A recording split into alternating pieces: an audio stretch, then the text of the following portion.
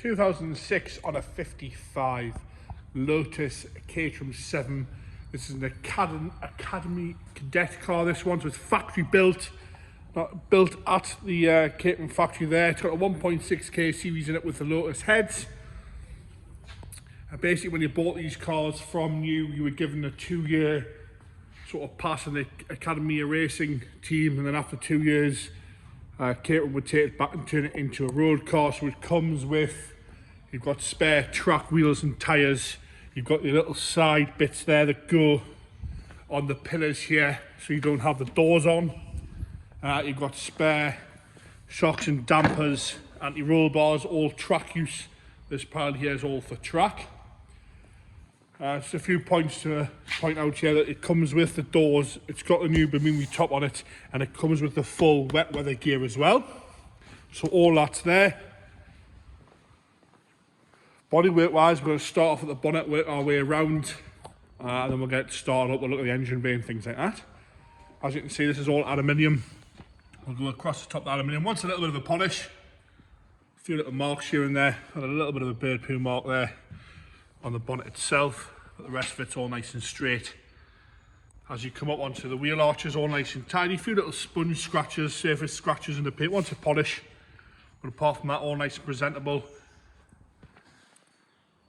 Nice and tidy, all the headlights are good on both sides. You can see right into the frame there, all nice and tidy. No corrosion anywhere on that. Nose cone's good, few little stone chips, but nothing major, especially with it being black. Sort of sponge scratches in it where it's been washed. No cracks in the lights or the indicators. Come down that right hand wheel arch again, nice and straight and tidy. A few little marks, but no cracking of the fiberglass anywhere, no crazing. Wheels and tyres are all nice as well. So come down that right hand side, nice and straight across the aluminium on the right hand side. So you got your isolator switch there on the outside. Up onto the door, the plastics are nice on the door, there's no yellowness there. They're closed correctly, there's no issues at all with the doors. The Vimy top is nice and tidy, no rips or tears in the top itself, all lovely and clean. A little bit of a polish mark there, or bird poo mark on the top itself, but all nice and straight, not sagging in any places like that. As we come down the right hand wheel arch, you've got your aluminium trim to stop the stone chips, so there is some stone chips on that, but it's doing its job. As you come round the rest of the arch again, no crazing or cracking anywhere. Lovely semi-slip tyres on as well. Light lenses are good on both sides.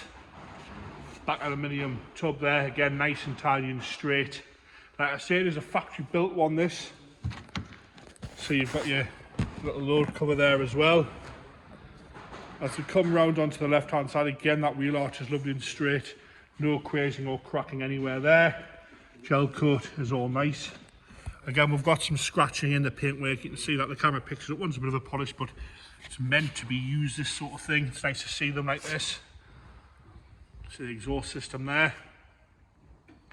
Heat shield's all good, no major stone chips to that, and again, door is nice and clear, no yellow to the plastic on the doors.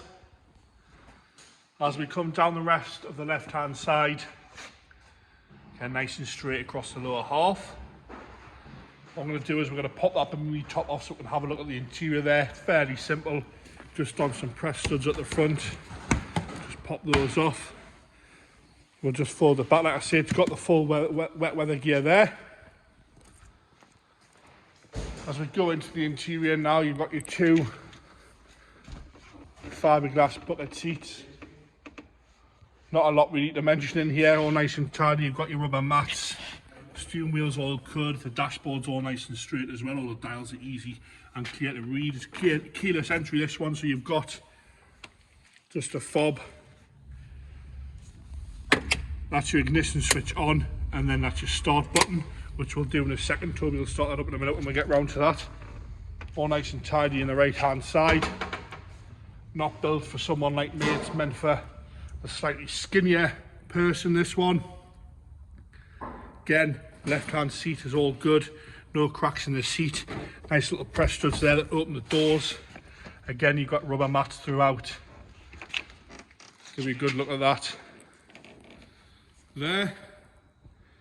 Let's go into the engine bay now. It's the 1600K series with the Lotus head on it. I'm gonna just go around that there. All nice and straight and tidy and presentable in there. It's also got the quick release Momo steering wheel, which will help someone like Toby get straight in there. Thank you. Once Toby's shoehorned himself in, we're going to get it fired up. So you press the button for the light to go out. You've got your ignition on. You've got your isolator switch on there. I just had it off there, mate.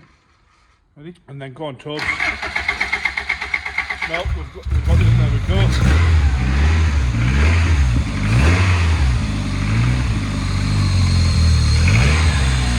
No one wanted noises from that at all. Sitting over quite happy. We're not going to start revving it up because it is cold, but you've got no black smoke or anything coming out of the exhaust there at all. A little bit of condensation. It is cold in here today. Toby's got an oil pressure gauge there, which is reading just over 4. Little bit of a rev there, Tobes. Moving up as it should. The miles on this one, we're showing what we're showing there, Tobes.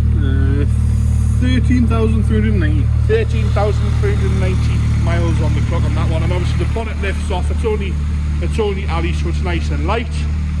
And there you have it, the 2006 Lotus Caterham 7 Academy Cadet car, with all the spares that it came from the factory for the track use, with the wet weather gear and the Bimini top.